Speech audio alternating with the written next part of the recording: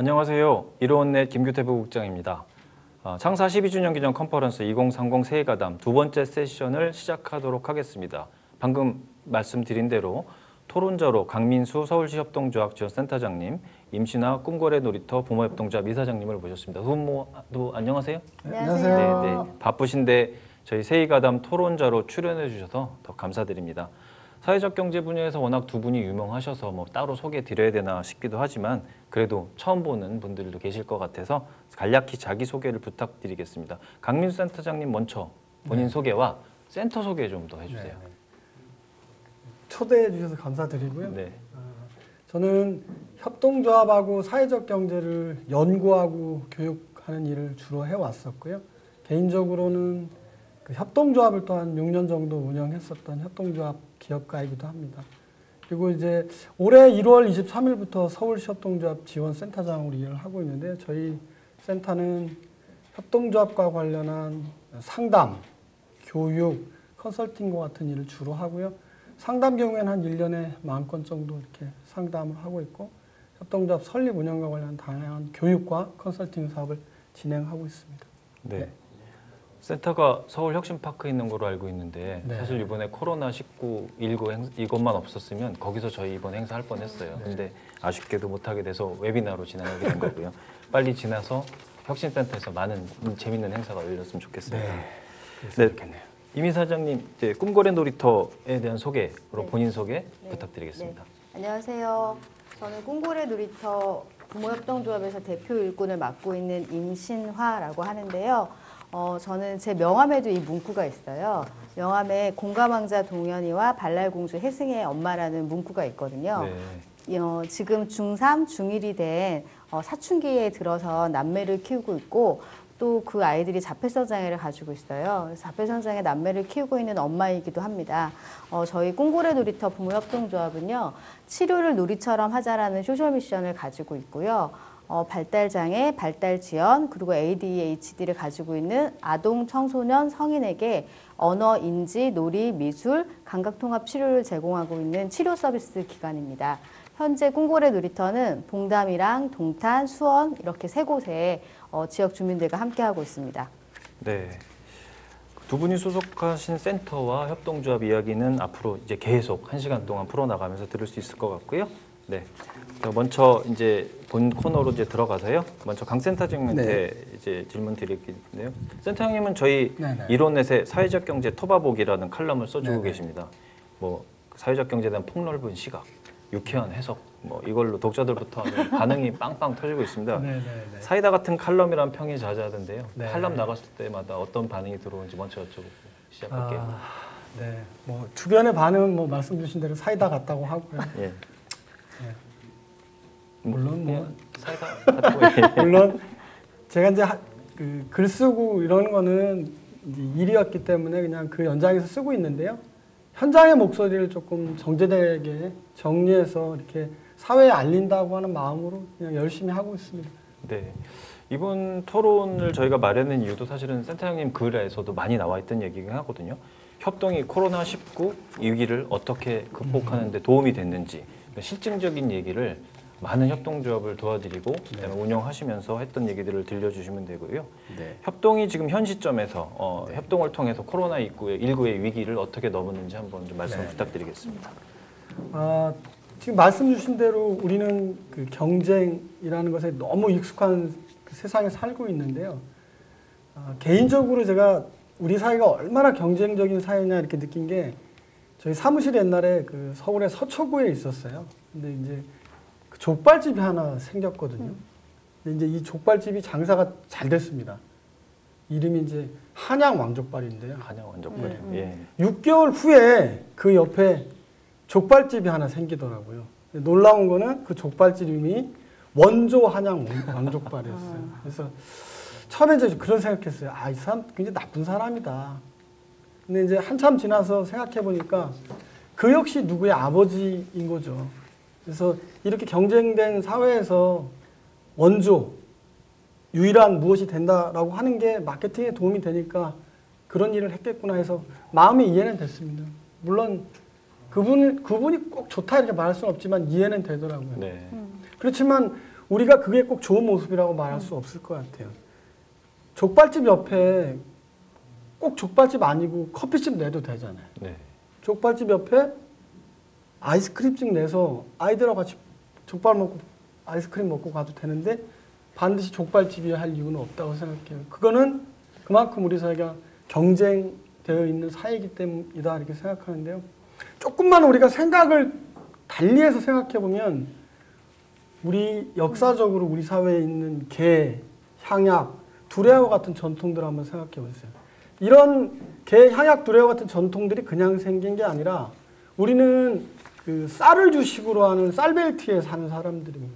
근데 역사적으로 보면 쌀벨트하고 밀벨트에 있는 사람들 이렇게 놓고 비교해 보면 쌀벨트에 있는 사람들이 훨씬 더 협동을 많이 해요. 왜 그러냐면 단기간에 비가 오고 모내기하고 투수해야 되니까. 그래서 단기간에 집약적인 노동을 하는 곳에 사는 사람들이기 때문에 아주 오랜 동안 자연스럽게 협동을 해왔다고 저는 생각하는데, 이런 협동의 전통이 그 도시화되고 산업화되는 사회에서 자연스럽게 잊혀진 거라고 생각하거든요. 그래서 돌아보면 우리가 경쟁했던 시절은 한 5, 60년?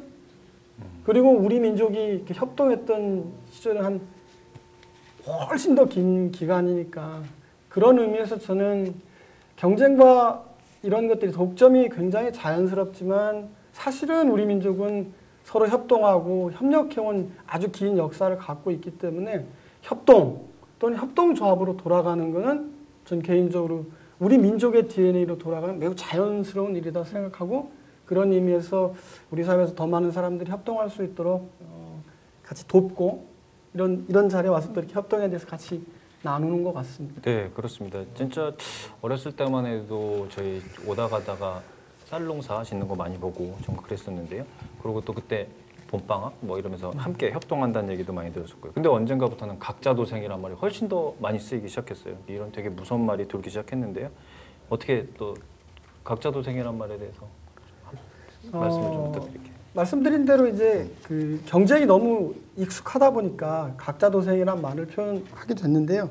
저는 경쟁이 모든 문제를 다 해결할 수는 없다고 생각합니다. 그러니까 경쟁은 효율적이긴 하지만 경쟁 속에서 발생하는 우리 사회에서 말하면 양극화와 같은 문제들이 지속적으로 발생하기 때문에 그렇죠. 그래서 저는 제 이제 일종의 좌우명 같은 건데요. 만물은 서로 돕는다고 생각합니다. 제가 추구하는 세상은 일종의 뭐 자유주의적 공동체 이런 거라고 생각하는데, 공동체가 없으면 개인도 없고 반대로 개별적 존재가 없으면 전체도 없다라고 생각하는 겁니다. 그래서 협동과 연대는 이런 생각에 기반해 있다고 할 수 있겠습니다. 네, 조금 더 이제 본론에 들어가서요. 이게 이번에 경제 위기, 코로나19가 먼저 와서 위기가 왔고 그로 인한 경제 위기가 와서 이제 이런 어려움이 계속되고 있는 이런 시대적 어려움이 협동조합과는 어떤 관계가 있는지 조금 풀이를 더 센터장님 한 번 더 부탁드리겠습니다. 그 경제 위기하고 협동조합은 매우 그 밀접한 관계가 있다고 얘기할 수 있는데요. 그 우리가 아는 로치데일이라고 하는 영국의 소비자 협동조합은 1844년에 영국의 산업혁명 시기에 출현했습니다. 그 산업혁명이라고 하는 게 인류에게 큰 어떤 진보를 줬지만 한편으로는 인간 노동의 소외 같은 것들 이런 것들을 이제 양산하게 됐고, 농촌에서 농사짓던 농민들이 이렇게 도시로 흘러들게 되죠. 그래서 그들이 이제 노동자가 되는데, 당시로 돌아가서 보면 노동자들의 평균 수명이 한 28살이었습니다. 굉장히 힘든 상황이었고, 그래서 그 노동자들이 어떤 일을 했냐면 처음에는 내가 이렇게 어려운 거는 저 기계 때문이야 하고 이제 기계를 파괴하는 운동을 벌이죠. 그걸 이제 역사에서 러다이트라고 하는데, 그 운동은 이제 당연히 성공하지 못했고요. 다음에 이들이 기계가 내 삶을 이렇게 어렵게 하는 게 아니라 자본가가 나를 이렇게 어렵게 하는구나라고 깨닫게 돼서 그 하나의 흐름이 우리가 얘기하는 이제 노동조합 운동, 사회주의 운동으로 발전해 갔고, 또 하나의 흐름이 우리가 얘기하는 이제 그 협동조합 운동입니다. 집에 돌아와서 그 밥 해 먹으려고 하는데 당시 상업자본가들이 밀가루에다가 자갈돌, 귀리 이런 데다가 그런 몹쓸 것들을 섞어서 중량을 속이기 시작합니다. 그래서 밀가루에 회분을 섞고 귀리에 자갈 같은 걸 섞어서 중량을 속이니까 건강을 해치게 됐죠. 그래서 그들이 정직과 신뢰를 기반으로 비즈니스를 시작합니다. 그러니까 속이지 않고. 그래서 이제 노치데이라는 협동조합들이 출현하게 된 거죠. 그래서 하나의 흐름은 그 노동조합 사회주의 운동으로 왔고 또 하나의 흐름이 이제 협동조합 흐름으로 와서 이 흐름이 영국에서 시작돼서 우리가 아는 이제 프랑스, 독일로 이렇게 그 번져 나왔고 지금은 이제 전 세계에 뭐 10여 명이나 되는 많은 조합원들을 거느린 그런 사업 조직으로 성장을 했고요. 유럽의 역사뿐만 아니라 미국도 마찬가지입니다. 대공황이라고 하는 게 발생하면서 우리가 아는 그 선키스트라고 하는 태양에 입맞춤하다라고 하는 농민들의 브랜드가 만들어졌고요. 그것도 자기가 생산한 농산물을 시장에서 팔려고 하는데 농식품 독점 기업들이 제가격을 쳐주지 않으니까 상품과 서비스를 제가격을 받을 목적으로 만들어진 거거든요. 그래서 이렇게 돌아보면 그 협동조합과 자본주의 사회의 위기는 매우 밀접한 연관이 있습니다. 그래서 말씀드린 대로 산업혁명기에도 그랬고 1929년 대공황기에도 그랬고 우리가 잘 아는 1974년 오일 크라이시스 때도 그 경기가 어려우니까 유럽에서 사회적 협동조합이라고 하는 새로운 모델들이 출현하기도 했었습니다. 그래서 이 위기와 협동조합들은 매우 깊이 있는 연관관계를 가지면서 역할을 해왔고 저는 2020년 이 코로나19 위기에도 사회적 경제가 고용 같은 것들을 유지해 나가면서 위기를 돌파해 오고 있지 않나 이렇게 생각하고 있습니다. 네, 말씀 들어보니 협동조합은 주류 경제 시스템들이 계속 문제점을 발생할 때 그 위기를 극복하기 위해서 등장하고 만들어지고 발전한 걸로 지금 이해가 됩니다. 그 이번에는 이미 사장님께 좀 현장 얘기를 듣고 싶은데요. 그 코로나19 이후 꿈거래 역시 굉장히 어려움을 겪으셨을 거로 생각이 됩니다. 저희도 이제 그 많은 사회적 기업 협동조합을 취재하면서 현장들을 직접 가봤거든요. 이 사장님 현장은 좀 어땠는지 기업 당사자로서 좀 목소리를 좀 전해주셨으면 좋겠습니다. 네, 저도 그 우리 센터장님처럼 깊이 있는 글은 아니지만 네. 사회적 경제에 관한 글을 우리 특수교육 관련한 사이트에 계속 정기적으로 기고를 하고 있다라는 또 짧은 PR을 드리면서 저희 꿈거래 놀이터 부모협동조합은 당연히 대면으로 서비스를 제공하는 곳이기 때문에 사실 이제 코로나가 시작되고 한 달 정도에 어쨌든 꿈거래 놀이터가 문을 닫았어요. 네. 그러다 보면은 뭐 계속적인 고정비 지출은 있는데 그것들이 거의 매출로 연결되지 않기 때문에 엄청난 이제 압박감을 가지면서 이제 일을 하게 됐고요. 이제 다시 오픈을 했을 때도 여러 가지 부모님들이나 보호자분들께서 이제 코로나 때문에 아이들을 다시 이제 꿈고래에서 이렇게 치료를 받는 것들에 대해서 주저하셔서 한동안은 저희가 한 50%, 그 다음에 뭐 70% 이렇게 해서 지금은 한 90% 정도까지 이제 나와서 수업을 받고 있는데요. 그나마 이제 저희는 치료 서비스라는 게 이렇게 많은 다수를 대상으로 하는 게 아니라 1대1이나 최대 1대3의 서비스를 제공하기 때문에 나중에는 부모님들이 학교도 가지 않고 아무 데도 가지 않는데 너무 힘들다. 정말 꿈고래라도 가야 된다라고 하셔가지고 이렇게 나오시는 형편이에요.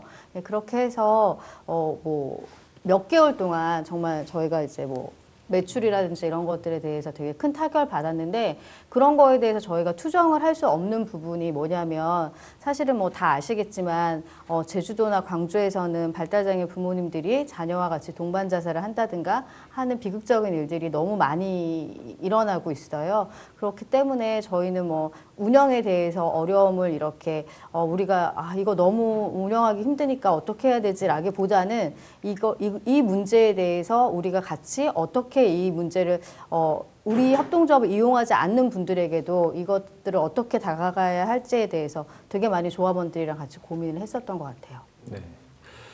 그 꿈고래에서는 대구가 어려울 때 대구가 코로나19로 어려울 때 도시락도 지원해 주셨다고 저희가 취재해서 들은 것도 있고요. 네네. 그다음에 매출이 부진한 상황에서 오히려 고용을 늘리셨다고 들었는데요. 네네. 그 얘기를 좀 더 해주실 수 있을까요? 네. 맨 처음에 대구 경북에서 이제 상당히 어려움을 크게 겪으셨을 때 저희가 저희랑 업무 협약이 돼 있는 학교 밖 청소년을 지원하는 비영리 단체가 있어요. 거기 그 대표님에게 전화를 했더니 당장 친구들이 먹을 거를 사러 나갈 수가 없는 상황이다라고 하셔서 그거를 저희가 조합원들에게 알렸고 조합원들이 자발적으로 모금 운동을 했어요. 그래서 식료품 키트를 만들어서 저희가 이제 그쪽으로 배송을 해드리기도 했고요. 저희가 이제 올해 4월에 사실은 인턴십이 끝나는 장애 사원이 있었어요. 지적장애를 가지고 있는 직원인데 사실 그 친구는 저희 꿍고래 놀이터에서 중학교 때부터 수업을 받았던 친구이기도 해요. 예. 그런데 이제 코로나로 인해서 매출도 없는데 저희가 이 친구를 정규직으로 전환을 해야 되는가에 대해서 되게 사실은 이제 약간의 부담도 가졌지만 약속한 대로 저희가 그 친구의 어쨌든 정규직으로 전환을 해서 정말 제대로 된 고용을 해서 그 부분을 우리가 어떻게 이것들에 대해서 대처를 할지는 조합원들이랑 다시 한번 논의를 하자라는 의미에서 예, 정규직 채용을 하게 됐습니다. 네, 정말 이렇게 어려운 상황인데도 고용 조정 제로에 동참하신 게 됐고요. 그리고 또 회사도 어려운데 다른 대구까지 도와주시기로 했던 것들 보면 참 감동적입니다. 센터장님, 네. 그 꿍고래뿐만 아니라 이런 많은 사회적 경제 주체들이 어려움, 협동으로 다 같이 어려움을 넘기 위해서 움직였다고 들었습니다. 좀 더 좋은 사례가 있을까요? 일단 뭐 개별 사례를 말씀드리기 전에 코로나19가 인류가 겪어보지 못한 뭐 새로운 위기였기 때문에 이 위기 상황을 돌파하기 위한 일단 각국 정부들의 노력들이 먼저 있었던 것 같아요. 그래서 크게 이렇게 저희가 분석을 해보니까 크게 세 가지였던 것 같은데 첫 번째, 이 감염병이 확산되지 않도록 하는 정책에서 국경을 봉쇄하거나 아니면 우리가 얘기하는 뭐 사회적 거리 두기나 아니면 필수적이 아닌 사업장 같은 것들을 폐쇄하는 일들. 그래서 첫 번째는 이제 감염병 자체가 확산되지 않도록 하는 긴급한 일들을 했고요. 두 번째는 사업장들을 이렇게 셧다운하게 되니까 생계가 좀 어려워졌잖아요. 그래서 이제 긴급 재난 지원금이랄지 아니면 실업급여와 같은 그 뭐 사회보험 것들이 이제 작동되기 시작했고요. 마지막으로 이제 경제적 충격들이 있었기 때문에 그걸 완화하기 위한 세제나 금융 그 지원들을 했었습니다. 그래서 이 코로나19 위기에 국가 또 재정의 역할들이 굉장히 컸다고 생각합니다. 다만 이 정부의 노력, 정책만으로 다 할 수 없는 것들이 존재하죠. 그래서 위기나 어려움은 가장 힘든 사람에게 더 무겁게 다가오잖아요. 아마 저는 그런 것들을 그 자기의 필요에 기반해서 이렇게 연대의 정신으로 극복해 온 게 사회적 경제가 아닌가 싶고요. 그러니까 지금 우리 사회에서 아까도 뭐 열 때 말씀 주셨었지만 이렇게 어려운데 고용 제로를 선언하고 고용조정 제로를 선언하고 더 많은 사람들을 고용했다라고 하는 것 자체가 사회적 경제가 도대체 무엇인가라고 하는 것을 우리 사회에 이렇게 선언하는 하나의 상징적인 사례였다고 생각이 들고 그런 연대와 협력의 정신에 기초해서 그 상품과 서비스 이런 것들을 모아서 대구로 보내기도 했고 이런 흐름은 우리뿐만 아니라 이태리나 스페인에서도 마찬가지였던 것 같습니다. 그래서 전 세계 사회적 경제인들이 이런 코로나 위기로부터 발생한 어떤 사회 경제적 위기를 연대와 협력의 정신으로 극복해 오려고 노력을 했고 저는 이제 이런 노력들을 올해 조금 잘 정리해서 사람들에게 이렇게 잘 알려서 사회적 경제라고 하는 걸 더 많이 사람들이 좀 이해하는 계기가 됐으면 좋겠다는 그런 작은 바람도 있습니다. 네, 뭐 많은 정부의 지원과 활동도 있었고 네. 이제 그럼에도 불구하고 그 약간의 공백들이 예, 좀 보였고 그걸 사회적 경제 주체들이 메워주셨다는 얘기를 좀 들리고 있고요. 이런 공백지대에 계셨는데요, 이미 사장님. 네. 사회적 경제 기업들이 이제 앞으로 뭐 이런 사회적 문제를 또 해결하려면 또 어떻게 했으면 좋겠는지 좀 아이디어도 있으실 것 같아요. 말씀 좀 부탁드리겠습니다. 저는 정말 이번 기회에 우리 사회적 경제 조직들이 마을에서 지역에서 더 연대해야 되겠다라는 생각을 했어요. 학생들이 지금 학교에 가지 못하고 온라인 수업들을 하고 있잖아요. 네. 근데 막상 들여다보면 그 온라인 수업이 안 되는 또 가정들이 있어요. 부모님들이 장애를 가지고 있다거나 아니면 저학년인데 부모님들이 맞벌이를 한다거나 하면 혼자서 경계선 지능의 아동들 같은 경우는 혼자서 그런 것들을 할 수가 없잖아요. 그때 이제 저희는 꿍고래 놀이터라는 곳을 개방해서 그런 분들은 오히려 콩고래를 오시면 그런 아동들은 저희가 온라인 학습을 할 수 있도록 지도를 해드리려고 했어요. 근데 막상 하려고 보니까 그러면 어떤 아동들, 그 필요로 하는 아동들이 누구일까? 당연히 이제 저희 조합 친구들도 있지만 그렇지 않은 지역사회에 있는 친구들은 누가 있을까 해서 콩고래가 있는 근처의 특수학급에 저희가 다 이제 전화를 해서 혹시라도 이런 도움이 필요한 친구들이 있다면 언제든지 저희 쪽으로 와서, 그러니까 사람이 없는 곳이니까 이런 것들을 저희가 안내를 하겠다라는 것들을 말씀을 드리면서 꼭 콩고래가 아니라 다른 돌봄이나 아니면 여러 가지 취약계층을 위해서 서비스를 제공하는 곳들이 더 연대해서 이런 것들을 조사하고 그리고 함께 한다면 훨씬 이 위기에 정말로 도움이 필요한 아니면은 꼭 도움이 아니더라도 이런 여러 가지 것들에 대해서 우리 같이 얘기하고 그런 것들을 발굴해내는 것들에 대해서 한 번 더 생각해 볼 수 있는 시간이지 않을까라는 생각을 했습니다. 네, 뭐 이럴 때일수록 더 연대가 필요하다는 의견에 저도 크게 네. 공감을 하고 있고요. 앞서 센터장님께서 이제 대공황, 석유파동, 금융위기 등 과거의 그 위기들을 언급을 해주셨는데요. 그때 협동조합들이 어떻게 어려움을 극복해 왔는지 조금 더 구체적으로 말씀 좀 듣고 싶습니다. 아까 말씀드린 대로 이제 뭐 대공황기에 독점이 발생하니까 그 독점을 돌파하기 위해서 선키스트와 같은 협동조합들을 만들었다는 말씀을 드렸었고요. 그다음에 이제 그 석유 위기와 같은 그런 경제가 이렇게 불황인 상황에서 사회 서비스를 더 적극적으로 공급하기 위해서 사회적 협동조합이라고 하는 모델이 만들어졌다고 말씀드렸는데 조금 이제 근래의 것으로 얘기해 보면 그 유엔이 2012년을 세계 협동조합 해로 정하거든요. 네, 그랬죠. 이게 유엔이 이제 매년 그 해를 뭐 물의, 여성의, 난민의 해로 정하는데 12년을 세계 협동조합의 해로 정한 이유가 있습니다. 이건 어떤 이유 때문이냐면 2008년 미국발 금융위기 때문이에요. 미국발 금융위기라고 하는 게 쉽게 얘기하면 그 미국의 은행들이 도산하는 사태를 맞이하잖아요. 그래서 굉장히 이제 경제가 어려워서 나라가 이제 그 일종의 구제금융을 통해 가지고 기업 은행들을 구제하기 시작합니다. 근데 미국의 정부가 은행들에게 돈을 줬는데 CEO들이 퇴직하면서 뭐 20억, 30억 받아 나가니까 노동자들이 너무 열받은 거죠. 그래서 그때 벌어진 일이 우리가 그 유명한 아큐파이 월스트리트입니다. 네. 월가를 점령한 거죠. 이게 이제 미국 사회에 준 큰 충격이 있는데 원래 이렇게 데모하는 거는 어렵고 힘든 사람들이 한다고 생각했는데 아큐파이 월스트리트는 은행, 증권사에 근무하던 화이트 칼라 백인들이 한 거거든요. 그래서 이게 이제 미국 사회에 큰 충격을 줬습니다. 그래서 그때부터 그 말하자면 미국 사회에 뭔가 문제가 있는 것 아니냐. 그래서 이제 새로운 길찾기 같은 것들을 시도하게 되죠.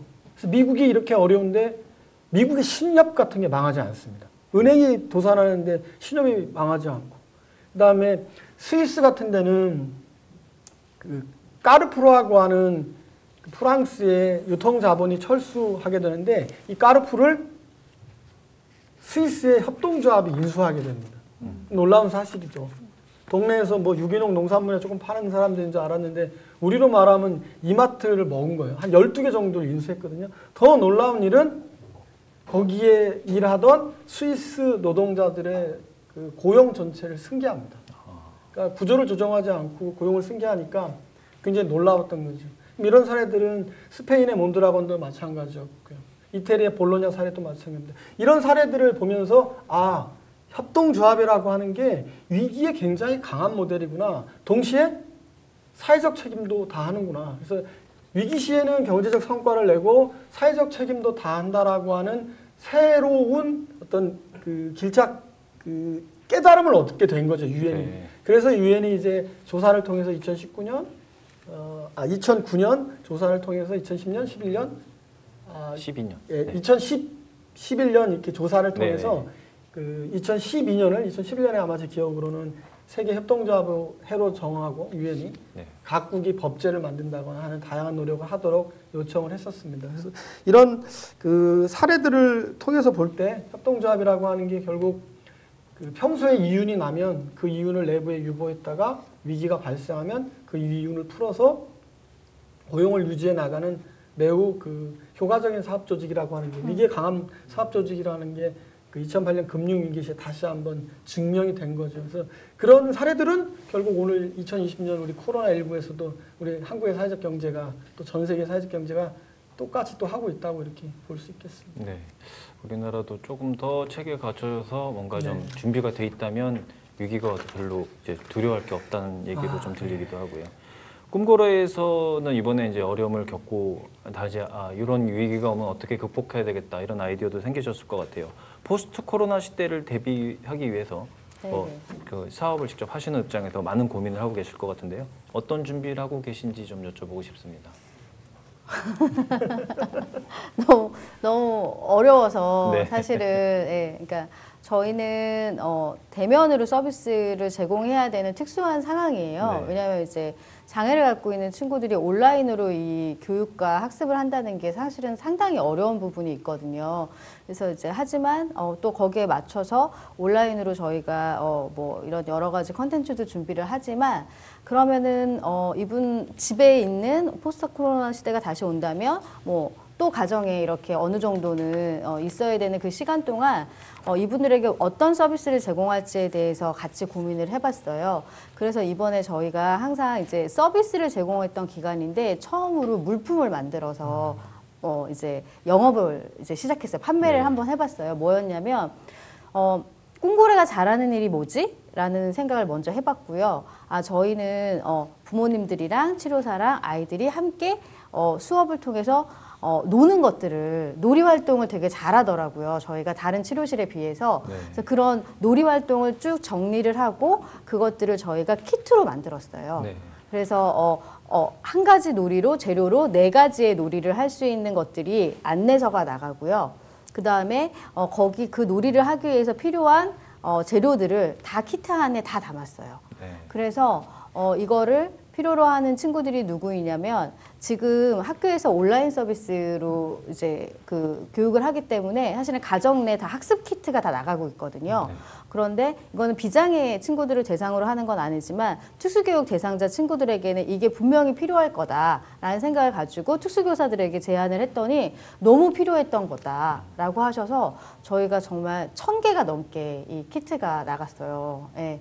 그리고 관내에 있는 복지관, 장애인 복지관 성인분들에게는 저희가 이제 무료로 이것들을 제공해 드리기도 했는데 함께 활동을 해보신 사회복지사 분들이나 교사분들이 너무 이런 것들이 필요로 했다라는 얘기를 하시더라고요. 그러면서 하시는 말씀이 이거 분명히 특허 안 해놓으면 바로 카피가 나올 거다. 그러니까 빨리 특허부터 해라 라는 말씀을 해주셨어요. 주변에서.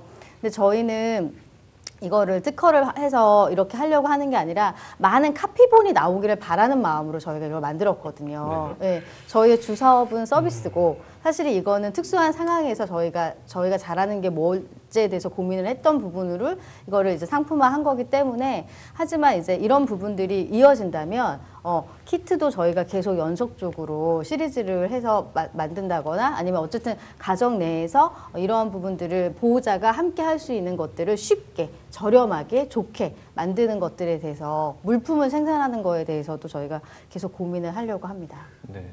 해외 보도에서도 해외 사회적 기업들이 자기가 잘하던 분야를 네. 그러니까 일종의 사업 피보팅이라고 이렇게 뭐 경영학에서는 표현한다고 하던데 그래서 새로운 이윤을 창출하고 그러면서 돕는 일을 했다는 사례가 있었는데요. 꿈고래가 바로 그 사례였다고 생각이 듭니다. 그래도 좀 이윤을 조금 더 네네. 얻으셨으면 좋았을 텐데요. 네네. 진짜 하나도 이윤을 못 얻으신 거예요? 아니요. 그러지는 않고요. 예. 네네. 조금? 예, 하지만 여기 오늘 많은 분들이 만약에 네. 시청해주고 계신다고 하면 예, 뭐 혹시라도 구입 의사가 있으시다 그러면은 조금 더 이윤을 남길 수 있을 거라 생각합니다. 네. 네. 그 서비스라는 수익축 하나 하고 그다음에 제조도 하나 갖고 네. 계시면 사실은 여러 가지로 위기가 왔을 때 좀 밸런스를 좀 맞출 네. 수 있다고 생각이 좀 들어서요. 네. 대본에 없는 질문 드렸습니다. 네. 네, 역시 이웃만을 목적으로 하지 않고 사회와 나누고 소통하려는 협력의 정신이 아주 많이 느껴졌는데요. 네, 코로나19를 겪으면서 그래도 아쉬운 거, 아까 뭐 기록으로도 좀 남겨놓고 네, 싶다고 네. 살짝 말씀했는데 그런 아쉬운 점을 좀 몇 가지 좀 지적을 좀 해주시죠.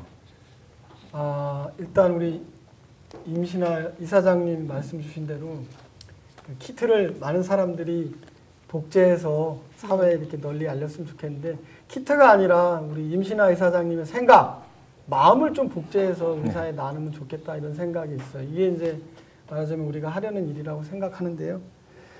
저는 코로나19가 우리 삶을 정말 많이 바꿔놨다고 생각해요. 당장 이 세이가담만 해도 이렇게 랜선 나이프가 아니라 많은 청중들 속에서 그들의 숨, 또 지금 살아가는 시대의 어떤 생각 이런 것들을 같이 읽으면서 하면 훨씬 더 우리의 생각들이 더 많이 전파될 거라고 생각하는데 그 이제 이런 한계들이 존재하는 거잖아요. 많이 바꿔 놓을 것 같아요. 네. 코로나19. 그런데 좀 이런 질문을 한번 해보고 싶어요. 어떤 질문이냐면 우리가 만약에 코로나19 전하고 19 이후에 삶이 바뀌는데 그게 이렇게 콘서트장에 갈 수 없다거나 좋아하는 스포츠를 잘 즐길 수 없다거나 그럼 그게 바뀌긴 바뀌었지만 그게 인간의 삶을 근본적으로 바꾼 거냐? 그건 아닌 것 같은데. 저는 네. 그 생각에는 동의할 수 없어요. 네. 그럼 뭔가 바뀐 부분들이 존재해야 된다고 생각하는데 예. 저는 코로나19가 그런 진짜 그대로 코로나19 이전과 코로나19 이후에 새로운 변화를 모색하는 그런 어떤 계기가 됐으면 좋겠다 생각이 들고 좀 두려운 것도 그런 게 있어요. 그러니까 제가 이런 얘기를 하더라도 사람들은 아마 치료제가 개발되거나 아니면 이제 백신 같은 게 예방 치료제 같은 게 개발되면 아마 이걸 읽고 코로나19가 우리 삶에 뭐 많은 거를 던졌다고 이렇게 하지만 다시 일상으로 돌아갈 것 같은 느낌이 있어요. 그래서 저는 뭐가 아쉽냐 이렇게 얘기했다면 아까 임신아 의사장님처럼 그런 마음들, 그러니까 이윤을 목적으로 꼭 이윤이 아니라 이윤만을 목적으로 하지 않으면서도 어떤 사회의 지속 가능성 이런 것들을 고민하는 그런 계기로 이 코로나19가 됐으면 좋겠는데 그렇지 않을 것 같은 좀 두려움 같은 게 있어서 그게 제일 현재로서는 어려운 것 같아요. 뭔가 바뀌어야 되는데 바뀌지 않을 것 같은 불안함을 느끼고 계시다니까 저도 불안해지기 네. 시작합니다. 지금 그 뭔가 좀 이런 위기, 그다음에 위기 극복 경험을 성찰의 계기로 삼아서 네. 좀 나가야 될 텐데요. 뭐 어떻게 해야 될까요? 그럼 솔루션도 좀 같이 주셨으면 좋겠는데요. 제가 네. 일단 네, 저는- 뭐 경제 시스템 자체 아까 언급하시면서 뭐 네. 경제가 사람의 봉사해야지 그 반대가 되면 안 된다. 뭐 이런 네. 질문도 아까 얘기 좀 해주셨고요. 그래서 근본적으로 이번 위기를 통해서 우리가 축적해야 될 것들. 그래서 시스템 자체가 다시 변하지 않고 다시 리턴한다 그러면 안 되니 네. 그럼 리턴되지 않게끔 지금 시점에서 저희가 해야 될 것들이 무엇인지 좀 지적을 부탁드리겠습니다. 그 말씀드린 대로 그러면 이제 그 성찰의 어떤 원점 네. 어디로 할 거냐. 근데 이제 저는 협동조합이나 사회적 경제를 연구하는 사람으로서 이제 제가 말씀드리고 싶은 건 이런 겁니다. 경제라고 하는 거는 이 우리 생태계 안에서 존재하는 거죠. 두 번째, 경제라고 하는 거는 그 인간의 삶에 복무해야지 그 역이 있을 수는 없다고 네. 생각합니다. 이제 그것이 제가 생각하는 아까 얘기한 이제 자유주의 공동체를 시작하는 일종의 그 원점이라고 생각하고요. 그런 경제로 우리 사회가 나아가는 계기가 됐으면 좋겠다고 생각하는데 이런 질문을 할 수 있어요. 그게 가능하겠나? 정말? 그런 식으로 가능하겠나? 이렇게 질문할 수 있는데 거꾸로 저는 이런 말씀 드리고 싶어요. 인간이라고 하는 거는 기본적으로 그 신념 속에 살기 때문에 새로운 사회가 가능하다라고 하는 자기 믿음이 없으면 우리 삶은 다시 원점으로 돌아갈 거라고 생각하거든요. 말하자면 코로나19를 겪으면서 우리 사회가 새로운 사회로 가야 된다고 얘기했지만 그 사회가 어떤 사회인지에 대한 자기 합의, 동의가 없으면 우리는 다시 그 원점으로 돌아갈 거라 생각하기 때문에 불가능하더라도 근본적으로 그 우리 사회의 경제가 어느 방향으로 가야 되는지 진지하게 묻고 성찰하면서 한 발 한 발 연대와 협력의 그 사회로 갔으면 좋겠다라고 말씀드리고 싶습니다. 네, 위기를 잊지 않으려면 위기의 경험을 잊지 않으려면 인문학적 성찰이 필요하다는 인식으로 좀 하시고 그걸 솔루션으로 좀 제시했다고 지금 이해를 했습니다. 그래서 새로운 사회로 나가기 위해서는 이제 지금 말씀하신 대로 인식적 전환, 그다음에 사회적인 대합의 뭐 이런 것들도 필요하겠지만 그게 좀 구체화되는 형태들이 저는 법이나 시스템 제도라고도 생각을 하는데요. 협동조합 기본법, 사회적 경제 기본법 이런 이제 법 제도 같은 시스템들도 이참에 좀 업그레이드를 해야 될 부분이 보이거든요. 뭐 그 부분에 대해서 일단 이미 사장님 이제 현장에 계시기 때문에 지금 현재 제도 법 시스템에 대해서 아쉬운 분이 있을 것 같고요. 그래서 그 말씀 먼저 듣고 센터장님께 네. 또 이제 더 그 사회적 기업법 관련된 얘기 한 번 더 질문드리겠습니다. 네. 저는 강민수 센터장님처럼 큰일을 하는 사람이 아니기 때문에 정말로 현장에서 느꼈던 점을 말씀을 드리면 사실은 이제 중앙에서 여러 가지 법제화들을 하시려고 되게 많은 노력들을 하고 계신다는 거에 대해서는 감사하게 생각하는데 이게 법제화가 되더라도 사실은 이제 지방의 경기도에 사는 제가 체감하기까지는 상당히 많은 시간이 걸려요. 그리고 이게 중앙에서 만들어졌는데 왜 이제 내가 사는 지역에 가서 물어보면 아직 지침이 안 내려왔다. 이번 경우에도 그런 경우가 되게 많았거든요. 예. 활동보조 서비스가 삭감이 됐는데 시간이 늘어났는데 그런 부분들이 직접 가서 얘기하면 아직 모른다. 아마 이런 일들이 많아서 중앙과 지방이 연결될 수 있게끔 사실은 많은 교육들이 공무원들에게 필요할 것 같고요. 그리고 사실은 이제 동종 간, 이종 간 연합회라든지 이런 것들이 더 활발하게 이루어질 수 있도록 그런 것들이 법안에 녹아내져 있었으면 좋겠다라는 생각을 하고 있습니다. 네, 센터장님은 이번에 저희랑 같이 지금 국회의원들도 찾아다니셔서 네. 인터뷰도 하고 지금 진행하고 있는데요. 네. 제도 개선 쪽에 대해서 네. 뭐 아이디어 좀 부탁드리겠습니다. 일단 지금 이제 정부가 코로나19 위기를 돌파하는 과정에서 긴급하게 55만 개 일자리도 만들고 K-뉴딜이라는 이름으로 디지털 휴먼 그다음에 그린 뉴딜 이렇게 하고 있는데요. 좀 아쉬운 거는 그 내에 사회적 경제에 대한 언급이 없어서 저는 일종의 뭐 K-뉴딜 속에 사회적 뉴딜, S-뉴딜이라는 이름으로 좀 사회적 경제가 이렇게 언급됐으면 하는 이런 바람이 있습니다. 그게 이제 뭐 저희만의 바람이 아니라 우리가 지금 성찰했던 어떤 새로운 사회에 대한 네. 지향을 담는 중요한 기획이라고 생각하고 정부가 대책을 세울 때 또 정책을 수립할 때 그런 구체적인 계획들이 같이 있었으면 하는 바람입니다. 네. S뉴딜은 저희 칼럼에서도 볼 네. 수 있으니까 독자 여러분들 저희 검색해서 S뉴딜을 검색하시면 센터장님 글을 읽으실 수 있습니다. 네. S뉴딜은 한 번 더 개념화하셔가지고 체계적으로 네. 후속 그 컬럼으로 연재해 주시면 사이다처럼 또 빵빵 터지지 않을까 생각이 네, 듭니다. 알겠습니다. 어느덧 저희가 시작한 지가 벌써 45분 지난 거 인식하고 계셨나요? 오. 네. 벌써 시간이 가서요. 질의응답 시간으로 넘어가도록 하겠습니다.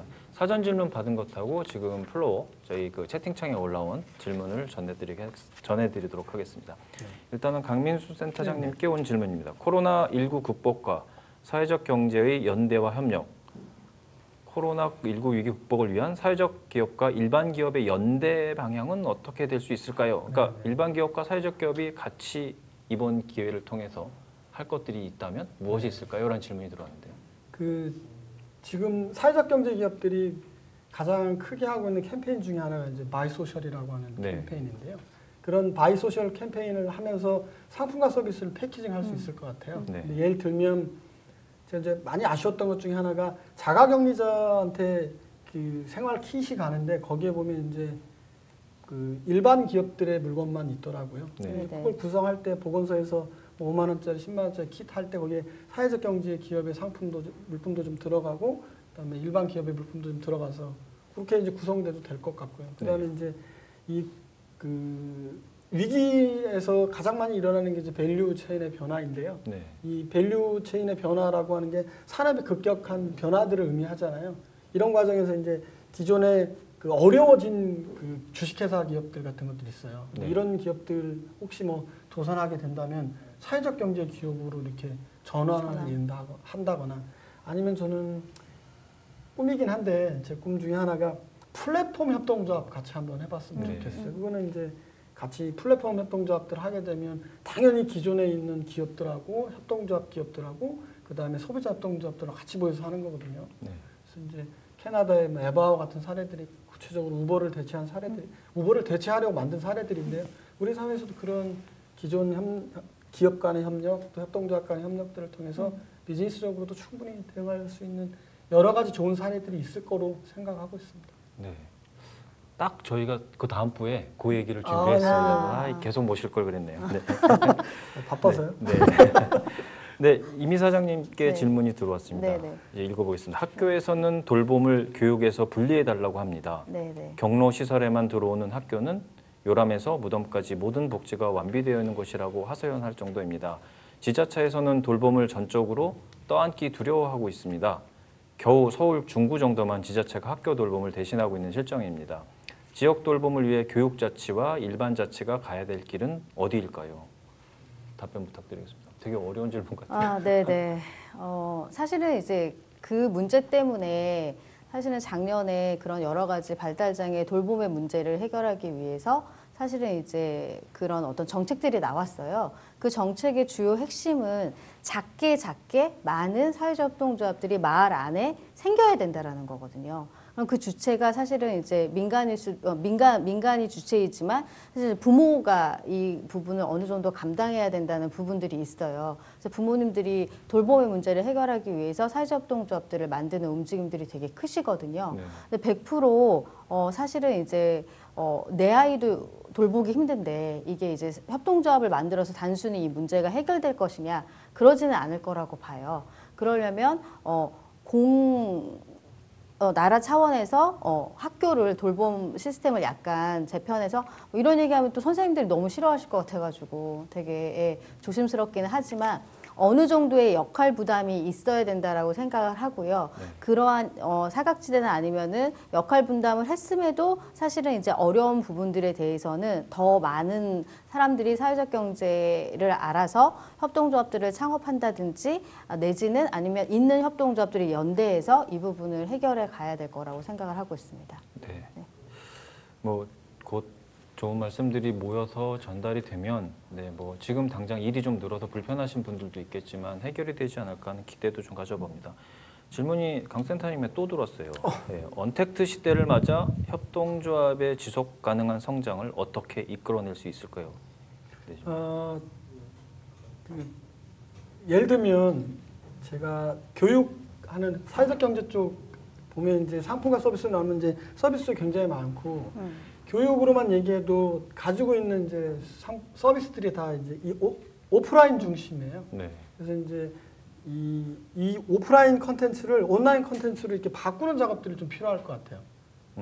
예를 들면 우리가 얘기하는 이제 옛날에는 이러닝 이런 얘기했었는데 네. 그게 사람하고 안 만나니까 네. 한때 바람 불다가 교육에서는 잘 적용되지 않는 건데 어쩔 수 없이 이런 걸 해야 되는 거잖아요. 그래서 네. 이런 방향에서 그러니까 말하자면 하나의 사례로 교육으로만 쳐도 우리가 갖고 있는 사회적 경제 상품과 서비스를 오프라인 컨텐츠를 온라인 컨텐츠로 바꾸는 일을 조금 빠르게 시작해야 될 것 같습니다. 그래서 온라인과 오프라인의 블렌드된 어떤 그런 교육 과정들이 개발돼야 그래야 이제 이런 시장에서 변화된 시장에서 좀 적용되지 않을까 하는 그런 생각이 있습니다. 네. 센터에서도 앞으로 그런 사업 예. 계획으로 연결될 것 같은 예감도 좀 드는데요. 예. 교육 과정을 네. 지금 개발 중에 있습니다. 네, 좋은 소식 나오면 저희한테 먼저 연락 주시기 네, 바랍니다. 알겠습니다.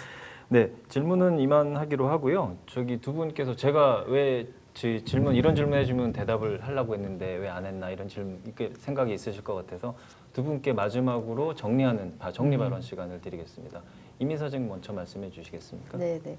먼저 이렇게 불러주셔서 감사하고요. 사실 이제 이렇게 보시는 분들은 저희 3명밖에 안 보이지만 여기 되게 앞에 엄청난 많은 스태프들이 수고를 해주고 계세요. 사실은 이런 수고로움이 거저 얻는다고 생각하지 않거든요. 누군가의 수고와 헌신이 있어서 저희가 이런 여러 가지 이야기들을 나눌 수 있는 것처럼 저부터 사실은 이 코로나가 왜 왔는가에 대해서 생각을 하고 사실 이제 저희 조합에서도 뭐 일회용품을 절대 쓰지 않는다거나 이런 선언들을 하고 있거든요. 이런 것들이 정말로 더 많은 사람들에게 퍼져서 사회적 경제가 협동이 얼마나 큰 힘을 발휘할 수 있는가에 대해서 같이 얘기할 수 있는 시간들이어서 너무 감사했고요. 네, 이런 질문을 해주셨으면 좋겠다라는 거는 없어서 토스하도록 하겠습니다. 네, 마지막 발언 부탁드리겠습니다. 저도 뭐 특별히 질문을 기다리진 않았습니다. 제가 말 주변이 많이 없어서. 근데 마지막으로 오늘 이렇게 같이 하면서 다시 한번 좀 드리고 싶은 얘기 그리고 오늘 제가 하려고 했던 얘기 핵심은 우리 사회가 어디로 가야 되는가에 대한 질문이었고 그 변화의 방향의 전체는 아니지만 사회적 경제가 조그만 역할을 할 수 있지 않을까 하는 그런 생각이 있습니다. 그래서 우리 사회가 어떤 새로운 사회로 가는데 이 코로나19가 중요한 성찬의 계기가 됐으면 좋겠고, 이 성찬의 얘기를 통해서 사회적 경제가 우리 사람들에게, 우리 시민들에게 그 대한 사회를 모색하는 하나의 작은 도구가 될 수 있었으면 하는 그런 작은 바람이 있습니다. 네. 예정된 토론 시간이 거의 끝나가고 있습니다. 이제 지난 상반기 코로나19 위기를 협동과 연대로 극복해낸 그 현장에서 계신 두 분의 이야기를 다 듣고 나니 그래도 좀 힘이 좀 납니다. 근데 이제 문제는 코로나19 상황이 생각보다 빨리 끝날 것 같질 않아서요. 네. 앞으로도 계속 현장에서 좀 싸워 나가시면서 또 좋은 아이디어 만들어내시고 제도화하고 또 법제화하고 이런데 또 두 분이 앞장서셔야 될 것 같아서 부탁드리는 마음이 좀 무겁기도 하고요. 그렇지만 언제나 그랬듯 해답을 네. 찾아 나가시고 그것도 해답을 저희 칼럼에 써주시리라고 믿습니다. 네, 고맙습니다. 임 이사장님 글도 언젠가 저희가 모실 것 같은데요. 네. 앞으로 살면서도 계속 위기가 계속될 거고 위기를 기회로 바꾸는데 사회적 경제가 큰 역할을 할 거라고 이제 믿어 의심치 않습니다. 이론의 창사 12주년 기념 컨퍼런스 2030 세이가담 가보지 않은 길 다시 협동 두 번째 세션을 이것으로 마무리하도록 하겠습니다. 잠시 뒤 30분 뒤에 3부에서 찾아뵙겠습니다. 시청해 주신 여러분과 패널 여러분께 감사드립니다. 고맙습니다.